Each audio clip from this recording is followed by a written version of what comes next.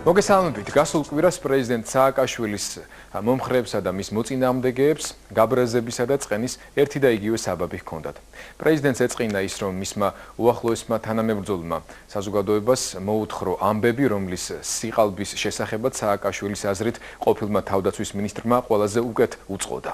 ხოლო ოპოზიციამ და ქუჩაში უკმაყოფილების გამოსახატად გამოსულმა ათასობით პროტესტანტმა ჩათვალა, რომ პირველ წყაროდან მოისმინა სიმართლე, რომლის შესახებაც არც თუ უსაფუძვლო ეჭვები მანამდეც ჰქონდა. ოქროაშვილმა ღია ეთერში ყველაფერი არ თქვა. ყველაფრის თქმა ვერც დროებისთვის მოასწრო. მას დაპატიმრებამდე რამდენიმე საათით ადრე ჯერ კიდევ არ ჯეროდა, რომ სააკაშვილი ასეთ რადიკალურ გადაწყვეტილებას მიიღებდა. თუმცა როგორც ჩანს, სრულიად უსაფუძვლოდ. რადიკალიზმი ხომ არა მარტო გენერალ ოქროაშვილის, მთელი მისი ყოფილი გუნდის მთავარი საფირმო ნიშანია. იმედის ღია ეთერში ნათქვამი სიტყვების შემდეგ ყველას აინტერესებს კიდევ რის თქმას აპირებდა საზოგადოებისთვის ახალშექმნილი პარტიის ახალმოვლენილი ოპოზიციური ლიდერი.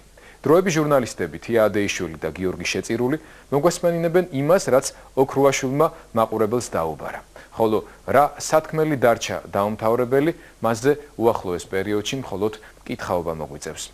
ასე რომ ჩვენ ახლა გთავაზობთ იმას, რისი თქმაც ოქროაშვილმა მოასწრო მანამ, სანამ მას დააკავებდნენ და დაიჭერდნენ. ის ახლა ტუსაღია, დარწმუნებული ვარ, რომ ვერ უყურებს ამ რეპორტაჟს. ჩვენ თითქმის ყველა მის გამონათქვამს გთავაზობთ, რომლის ჩაწერაც კი მოვახერხეთ მანამ, სანამ მას დააპატიმრებდნენ. ეს იყო ღია ეთერში გზად მომავალი ოქროაშვილის შეხედულებები ძველ მოვლენებზე, გარკვეული პროგნოზი, პერსპექტივა, როგორ ფიქრობდა ის, როგორ შეიძლებოდა განვითარებულიყო მოვლენები კონკრეტულად მის პარტიასთან დაკავშირებით, ზოგადად ოპოზიციურ მოძრაობასთან დაკავშირებით, როგორი რეაქცია ექნებოდა მის გამონათქვამებზე, მის განცხადებებზე თავად პრეზიდენტ სააკაშვილს, მის ყველაზე ძველ, გამოცდილ და ერთგულ თანამებრძოლს. ასე რომ ნახოთ რეპორტაჟი.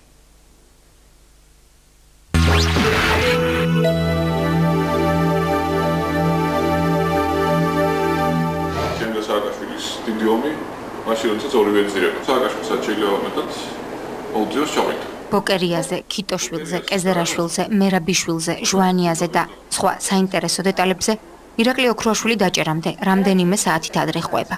ხელისუფლებიდან განდგომილი პირველ წყარო იმ ღამით ალავერდობაზე იყო მიპატიჟებული და დროებასთან ინტერვიუს გაგრძელებაც სწორედ იქ გადაწყდა. შევიდეთ, წავიდეთ. სპარაზე თუმცა მასალა საკმარისია იმისთვის, რომ იმაზე უფრო მეტი გავიგოთ, ვიდრე თუნდაც დღემდე ვიცოდით. ოქროაშვილის ოქროშუალედი ცოტა გვიან და მძიმედ დაირღვა. ის ერთიანი საქართველოს იდეით დაბრუნდა, მაგრამ ქართულ პოლიტიკაში მიწისქვეშა ბიძგები შემოიტანა.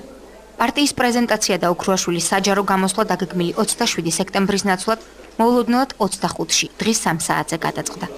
ამ დროს ნიუ-იორკში ღამეა. დრო როცა პრეზიდენტებს წინავთ. პირველივე წინადადების შემდეგ ცხადი გახდა, რომ ქართულ პოლიტიკაში გარკვეული უძრაობის ხანა დასრულდა. ფაქტია ისიც, რომ მოვლენები პრეზიდენტის სპოუქსმენის დიმიტრი ქიტოშვილის სკანდალურმა დაკავებამ დააჩქარა. ქიტოშვილი, რომელიც ოქროაშვილის დაჭერისთანავე მისი ერთი თვის ხელფასის სანაცვლოდ გაათავისუფლეს, თავდაცვის ყოფილი მინისტრის საქმეში მთავარი მოწმეა. დამიკავშირდა ბატონი ირაკლი ოქროაშვილი. ქიტოშვილი მე ვფიქრობ, რომ არ დაუჭერეთ. ქიტოშვილის დაჭერა არის სპექტაკლი. ქიტოშვილმა საკმაოდ ბევრი რამე იცის იმაც, რომელიც მათ შეუძლია. ქიტოშვილი დაიჭირეს იმის ოქროაშვილი რამეთქას, დასასწრება, იმიტომ რომ ქიტოშვილთან საქმიანი ურთიერთობა აღარ ჰქონია 2013 წლიდან. აი ეს დაჭერის ფაქტი რის პროვოცირებას იწვია? არ ვიცი, სხვა შეიძლება დასკვნას არ ვაკეთებ. ერთ-ერთი ვერსიით ფიქრობდი, რომ ქიტოშვილის დაჭერით საბოლოოდ ხო არ მიბიძგეს, რომ წავსულიყო.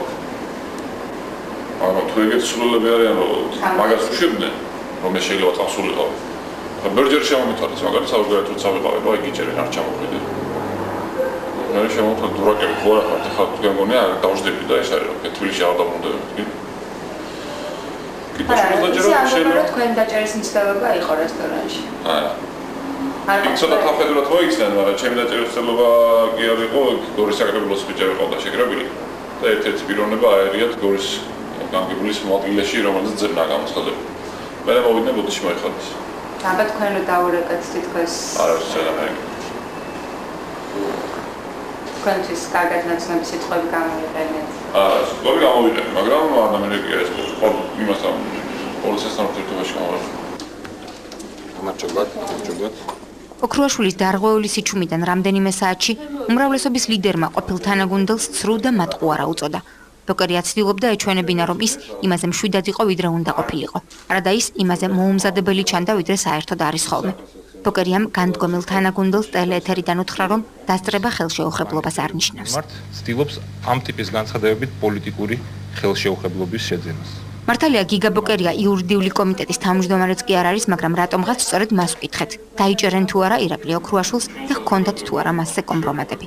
ოქრუაშვილის ქმედებები სახელმწიფო სტრუქტურაში ყოფნის დროს იწვევს თუ არა ეჭვს მასზე სისხლის სამართლის. მისი რეაქციები იწვევს ეჭვს. ადამიანი, რომელზეც ჩვენს ხელისუფლებას დიდი ფსონი ჰქონდა დადებული, სახელისუფლებო წრეებში 1 საათში გახდა მდაბიო და აგდების ობიექტი. დაცინვას კაცი არ მოკლავს. ეს შემიძლია გითხრათ მეტი არაფერი. მაგრამ სააკაშვილი რო სასაცილო მდგომარეობაშია, ამის თქვა შემიძლია. ძირითადი ტაქტიკა მათი იქნება ის, რომ მე გამომიყვანონ პრორუსულ პოლიტიკოსად. ეს სულელია. პრორუსულზე რა მოგახსენოთ, მაგრამ რუსეთის მხრიდან ეკონომიკური ემბარგოს ლომის წილი ოქრუაშვილის კისერზეცაა. გენერალი ოქრუაშვილი პრეზიდენტის უახლოესი გარემოცვის რთველის გენერალმა რუსებთან ყოველგვარ ეთიკას უღალატა და ფეკალური გამონათქვამების გამო ბოდიშის მოხდა სამომავლოდ გადადო. მეც ვთქვათ ვარ მოვიხადო ბოდიში, მას შემიძლია დაბრუნდებით აფხაზეთში და ცხინვალში. კითხვაზე სად იყო აქამდე პასუხობს, რომ მისი ფრონტის ხაზი ცხინვალზე და სოხუმზე გადიოდა და ყველაფერს სწორედ ამიტომ ითმენდა. ძველი ცხოვრებიდან ახალ სამუშაო ოთახში თავდაცვის მინისტრის კაბინეტიდან წამოღებული გენერალ მაზნიაშვილის პორტრეტი და კოდორში გადაღებული ჯგუფური ფოტო მიიტანა. სააკაშვილის მთავრობის ომის მინისტრი თავისი არამშვიდობიანი გეგმებით რუსეთის გარდა დასავლეთსაც არანაკლებ აღიზიანებდა. მე ამას ყურადღებას არ ვაქცევდი, იმიტომ რომ პიროვნულად მე დასავლეთთან ურთიერთობები გასაბმელი არ მქონდა. ამ შემთხვევაში ხელისუფლებას უნდა ეკეთებინა ის საქმე, რასაც ახლა დაუშვათ გულისხმობ ჩემთან დაკავშირებით. ხელისუფლება ამას აკეთებდა. რამდენად დაზარალებულები გამოვედით მაშინდელი მოვლენებისგან საერთაშორისო ურთიერთობებში. ეს ალბათ ამას დრო შეაფასებს. უთხარი ამერიკის ელჩს. მე ვუთხარი, რომ ქვეყანაში არის ბევრი მიმართულებით ხელისუფლების მხრიდან ფაშისტური ტენდენციები დანერგილი.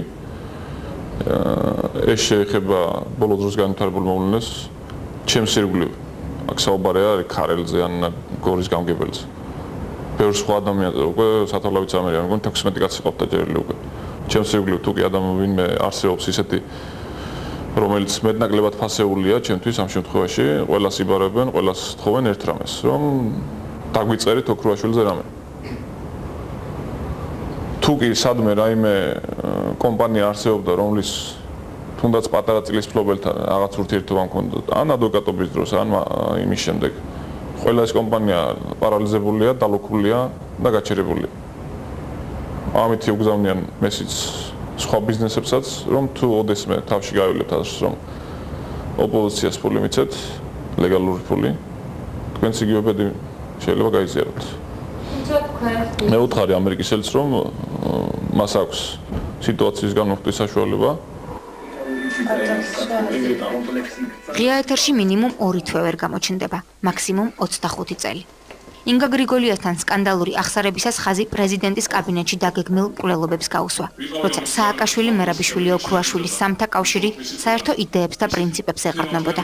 ოქრუაშვილმა გარკვევით თქვა, რომ პრეზიდენტის დაკვეთის შესრულების შემდეგ მასაც მოკლავდნენ და ცოდვა ამიტომ არ ჩაიდინა. პრეზიდენტმა დაგიკვეთათ პატარკაშვილის ლიკვიდაცია? კონკრეტულ სიტყვებს ვიძახი. ის უნდა მოვიცილოთ, როგორც მოიცილეს რაფიკ ხარირი. ეს გახდათ ლიბანის პრეზიდენტი, რომელიც ააფეთქეს საკუთარ მანქანაში. რატო იყო ასე საშიში პატარკაშვილი? რატო არის ასე საშიში მის ხელისუფლება? მაგრამ რომელი ტელევიზია ჩაწერეს რაფიკი, რომელიც ხელისუფლებას არ ახლავს. კარგად იგივე. იმედის განა. ეს არის კაცი, რომელიც ზუსტად იცის, რომ ეს ყველაფერი არის სიცრუე. განსხვავებით ბევრი იმ ადამიანებისგან, ვინც ის ლაპარაკობდა. ამ კაცმა დაგვაბრალა ის რაც მან ძალიან კარგად იცის, არის თავარი პრინციპი ჩემი ცხოვრების, რის წინააღმდეგაც მე ვილაშქრებ. ნათესაური, კლანური, კორუფციული გარიგებები. დაგვაბრალა ის, რაც არის ყველაზე მიუღებელი და ყველაზე ისეთი რამ, რაც არასოდეს არ გაგვიკეთებია და არასოდეს ვერ გავაკეთებია და მან ეს წინვალეთ და მშვენივრად პიროვნულად იცის. პრეზიდენტმა ყოფილ თანამებრძოლს ამ განცხადებამდე უფრო მკაცრად უპასუხა. მაგრამ ფაქტია, რომ სააკაშვილი ახლა თავს უფრო მძიმე მდგომარეობაში გრძნობს ვიდრე ოდესმე. საქართველოში დღეს რთულად იპოვით ადამიანს, რომელსაც პრემიერ ჟვანიას გარდაცვალების ოფიციალური ისტორიის სჯერა. ოქრუაშვილთან ინტერვიუს შემდეგ ეჭვები უფრო გამყარდა. პირველი წყარო ამბობს, რომ მან პირადად პრეზიდენტისგან იცის, რომ ჟვანიას ცხედარი საბურთალოს 54-ში მიიტანეს. უბრალოდ მონსტრები ყავი იმ შეხვედრებისა, რაც გარდაცვალების მერე ხდებოდა და იქ ვისმენდი ყველაფერს. რაც მე ვახსენე. და რა ეს რაც კი. რა მიიტანეს იმ სახში გვამი? რაში დასჭირდა? რა მისი მეუღლე და ძმა არიან ძალიან დასახელებული. კი, იმგვარად შევხვდებით. მომავალ კვირას კიდევ ბევრ რამეს გეკმავდა. მათ შორის ალბათ შენახული ინფორმაციის თქმასაც, მაგრამ მთავარი მიზანი მაინც სააკაშვილის ხელისუფლების დასუსტება იყო. ჩვენი თითოეული ნაბიჯი, რომელიც მიმართული იქნება იმისკენ, რომ სააკაშვილის ხელისუფლება გამოგლიჯოთ ხელიდან. თუნდაც ამ ხელა, თუნდაც ამაზე მეტი. ეს იქნება ყველაზე ეფექტური, ასე ჩვენ გავაკეთებთ. უნდა მოხდეს პოლიტიკური რეფორმის გატარება ქვეყანაში და ის ინსტიტუტები, რომელიც სააკაშვილის ხელისუფლებაში მოსვლის შემდეგ იქნა დაკნინებული, საუბარია პარლამენტზე დაუშვათ, საუბარია სასამართლოს. უნდა დაბრუნდნენ იგივე პოლიტიკური ბალანსის ფორმატში, რაც იყო 2003 წელს. ხალხის დაკვეთა არ ყოფილა, რომ ბენდუქიძე, ქაზულუქებული ბენდუქიძე ყოფილიყო მინისტრი. ან ბუკერია ყოფილიყო ქართველი ხალხის სახე. დღეს მუშაობს მხოლოდ ერთი ინსტიტუტი. და ერთი ინსტიტუტის ნებასრულიზეა დამოკიდებული სულ ყველაფერი. ეს არის პრეზიდენტი. სააკაშვილი რას სიტყვის, რა მიმართულებითაც არ უნდა იყოს, იქნება ყველაფერი. მომატებული ხელისუფლება ადამიანს რკნის. ადამიანს რკნის და მე მომატებული ხელისუფლების შედეგად ეს სიმპტომები რაღაც დოზით ჩემ თავზე გამომიცდია. ვინ შეგიყვანოს კაფე მოდია. ალბათ ეს იგულისხმო ოქრუაშვილმა, როცა მომატებული ძალაუფლების მანკიერება აღიარა. კადრში ჩანს, რომ ბიზნესმენი, რომელიც მინისტრის ფანჯრიდან გადმოხტომას ცდილობს, თავად ოქრუაშვილმა გადაარჩინა. მასალა კი სავარაუდოდ მერაბიშვილის გარემოცვამ კონსპირაციულად გაავრცელა. ცნობისთვის მაშინ ორივე ერთ გუნდში თამაშობდა. აი როცა ამბობთ, რომ შიშის ფაქტორი გაითესა და ასე შემდეგ. ამის მამა არ იყო ის თავიდან შალიკიანის მომენტი რო არის. შალიკიანთან დაკავშირებით მე შეხება მქონდა მხოლოდ იმ ფარგლებში, რომ შალიკიანისთვის ბრალი უნდა წამოყენებინა მე როგორც გენერალური პროკურორი, იმიტომ რომ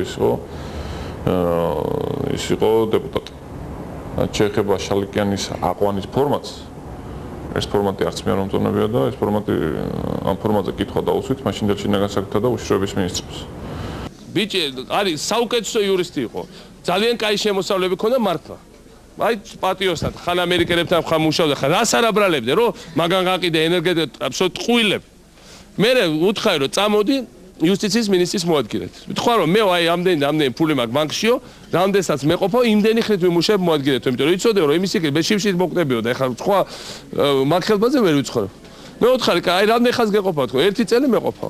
აი მე უთხარი წამოდი სულ მეუბნებოდი რომ ეხლა ამდენი დამჭა რომ და რომ მივუახლოთ კრიტიკულ ზღვარს, მაშინ კი წამოვედი, მეც წავედი სამსახურიდან, მაგრამ და ესე წამოხვა. მაგრამ მე იყო საკრებულოში და იქაც სისხლი გაუმწარა ყველას. გაუმწარა, მაგრამ ყველა მისი გამოძიებული საქმე, იმიტომ რომ კომისიის თავმჯდომარე იყო. გავაგზავნით პროკურატურაში, პროკურატურა იღებდა ქთაებს და ამ ხალხს წყნარად უშვებდა. ეხლა მიეცა საშუალება, რომ მართლა საქმე გააკეთოს. და მართლა ძალიან ისეთია ბოლო წლებში ნორმალური ცხოვრება ყო, ჩაიცვა ფორმა, არ ძინავს, არ ღვიძავს, მანქანაში ძინავს გზებზე, ხანსად არის ჩასაბრუნებელი, ხანსად. და პრაქტიკულად ამოქოლა კონტრაბანდა. ასე აღმოჩნდა წარმატებული ადვოკატი ოქრუაშვილი ძალაუფლების გვერდით. მისი ფართო ბიზნეს კავშირები და მდიდარი გარემოცვა ახლა დალუქული საწარმოების მძევალია. რაც შეეხება მის დანაზოგებს, ამბობს, რომ ისიც შემცირდა. ჩემს მდგომარეობას, ფინანსურ მდგომარეობას. მინდა გითხრათ, რომ ძალიან სახაბელო მდგომარეობაში არ ვარ, იმიტომ რომ აღარ მაქვს მე იმის ფუფუნება, რაც მქონდა დაუშვათ 2002 წელს, ან თუნდაც 2004 წელს. თუმცა პოლიტიკური აქტივობისთვის საჭირო თანხების მოძებნა მე ალბათ არ გამიჭირდება. ბევრი მიზეზის გამო. განსაკუთრებით იმის გამო, რომ რევოლუციის დროს საკმაოდ ბევრი წყარო ნაციონალურ მოძრაობას აძლევდა თანხს. ამ წყაროებთან ურთიერთობა მე მქონდა. ამ წყაროებთან ურთიერთობა დღესაც მაქვს და ბუნებრივია ამას გამოვიყენებ პოლიტიკური საქმიანობისთვის. აქ საუბარია სრულად ლეგალური ფულის მიღებას. თუმცა საკმაოდ მძიმე პროცესი იქნება ეს, იმიტომ რომ ხელისუფლებას ბიზნეს ტერორში ყავს კიდევ ერთხელ. ოქრუაშვილის ყველაზე მსხვილ და ყველაზე ცნობილ ბიზნეს პარტნიორს ქიბარ ხალვაშს ხელისუფლებამ პოლიტიკური ცეცხლი მეგობრის დაჭერამდე გაუხსნა. მაგრამ არავის გახსენებია, რომ International Building Company-ს და არჩგუფის მფლობელს 2004-ში სამაუწყებლო კომპანია რუსთავიორი აყიდინეს და მერე ისე ჩამოართვეს, რომ არც ტელეკომპანიის კოლექტივისთვის და არც ქიბარ ხალვაშისთვის არ აუხსნიათ მიზეზები, რატომ უნდა გადაეფორმებინა 10 მილიონი დოლარის ქონება ყველასთვის უცნობი, მაგრამ ქიტოშვილისთვის კარგად ნაცნობი პირისთვის. ხალვაშის აგებული ყაზარმების მშენებლებს კი პრეზიდენტი პირადად იცნობდა, ასე რომ საეჭვო არ სცოდნოდა, ვინ იდგა Building Company-ს უკან. გაჩნდა ბევრი იდეალისტი. აი ხა დღეს ოქრუაშვილთან ერთად დავდივართ. ოქრუაშვილი რო აშენებს ამ ყაზარმებს, გეგონება აშენებს რაღაც საკუთარ რაღაც საშვილიშვილო, აი საკუთარს აშენებს. ეს განცდაკა. აი ეს ფანჯარა რა ღირს, ეს ის რა ქვია, პარკეტი რატო არის არ არის ბოლომდე გამომშრალი, დადის ესე შენებელი ერთ-ერთი, რომელიც აშენებდა მასთან ერთად ამ დღეებში მიყვებოდნენ, ერთ-ერთი ჩემი ნაცვლებს უთხრა, რომ სიცხლი გამიშრო, ყოველდღიურად და იწყება ვაჭრობა, საშინე წუწურაქიო, აბა ეს რამდენი ღირს, აბა ეს და საერთოდ ფულს ვერ ვაკეთებთ. წუწურაქი ოქრუაშვილი მტრებს ყველა მხრიდან იგროვებდა. მისი გუნდის წევრი არასდროს ყოფილა ფინანსური პოლიციის ყოფილი შეფი და თავდაცვის დღევანდელი მინისტრი დავით კეზერაშვილი, მაგრამ ოქრუაშვილისთვის უცხო არც კეზერაშვილის ფულის შეწერის მეთოდებია. შარშან ადგილობრივ არჩევნებზე სააკაშვილის დავალებით კეზერაშვილმა დაახლოებით 4 მილიონი დოლარი არალეგალური შავი ფული მოაგროვა, შავი სალავროდანაც ხარჯებოდა და ეს იყო 5,000, 10,000, 15,000 დოლარების ოდენობით წყალებში შეწერილი ფული თუნდაც პატარ-პატარა ბიზნესებს. სხვილ ბიზნესს სხვა კურატორი ჰყავს. ოქრუაშვილი ამბობს, რომ მათ შორის პრეზიდენტის ბიძა თემურ ალასანიაც არის და რომ ალასანია მან ფაქტზე დააკავა. ეს ადამიანი 200,000 დოლარს ძალავდა პესტაფონის ფეროს თუ არ ვწდები სამეთვალყურო საბჭოს წევრს ვინმე კაპანაკს.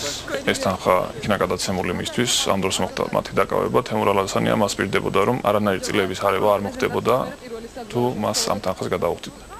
მინისტრთა კაბინეტის ქორს პრეზიდენტმა რამდენჯერმე გამოუცვალა მინისტრის პორტფელი. როგორც ოქრუაშვილი ამბობს, საბოლოო წასვლის შემდეგ სააკაშვილს ის მხოლოდ ერთხელ შეხვდა. არა, ბიზნესმენების ყველა ჯგუფის კოორდინატორი იყავიო რა. ამ ფაქტიურად რაღაცნაირად მოგთამოს მიპირებდა ამის, თუ რა იყო ვერ მივხვდი. თქვა შენ პრეზიდენტი უნდა გეკოს, მოთხრა მე რა ბიჭი უნდა გასაკუთრებინა, კოორდინატორი უნდა ვიყო, თქვი. უამრავი ჭორმართალის მიუხედავად ირაკლი ოქრუაშვილი ახლა ყველაზე მეტად მაინც კანცელარიაში ბოლო გამოჩენას ნანობს. ამ ერთ წელიწადში ისწავლა, რომ სჯობია ოპოზიციაშიც ისეთივე დაუნდობელი იყოს, როგორც ხელისუფლებაში. არადა ჭორები ოქრუაშვილის და თავთუხაშვილის, ოქრუაშვილის და უგულავას ხელჩართული ჩხუბის შესახებ საზოგადოებაში სულ უფრო აღვიობდა მითს არასერიოზული მინისტრთა კაბინეტის შესახებ. თავად ამბობს, რომ ეს მითი არ არის. შეუძლოდ თან სახშებთან, ავაჩები გაგიზდა. სახშებენ? დებენჩების გასულების მე სოფელში ჩავედი, ჩემთან სახში და რაიონაში ბატონო კიდეც კი ვწადებთ. ისესთან თარეკვა დავაპირე.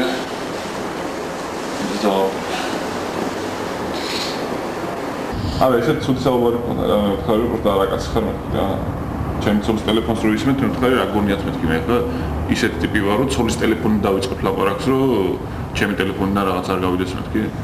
გასაგები მიზეზების გამო ცოლების თემა კიდევ გაგრძელდა, მაგრამ როცა ოქრუაშვილზე საუბრობ, ზუსტად უნდა იცოდეთ, იქნება თუ არა მიშა ქარელის და ალეკო სუხიტაშვილის მეგობარი, თქვენი მეგობარი. მიხეილ სააკაშვილმა კი ეს ზუსტად იცოდა.